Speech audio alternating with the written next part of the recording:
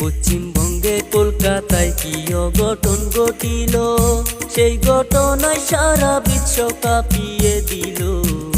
হাইরে পাষাণ মানুষ বুঝি আজও আছে এই দুনিয়ায়। তার ঘটনা শুনলে কলজা পাইটা যায়। 18 জন মানুষ মিলে একলা তারে দর্শন কইরা যায়। একলা ঘরে শিকার হয়ে কান্দে হায়রে হায়।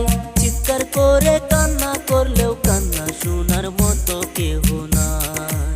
হাতে পায়ে দড়ি দিয়া শক্ত করে বেঁধে, হায়রে মানুষ পাষাণ তোমরা কি করিলে। পাগল হইয়া চিৎকার করে তবু রেহাই দিলা না তারে। ডক্টরেরই রিপোর্ট মতো জানা যে গেল, শরীরেতে 113 টাকা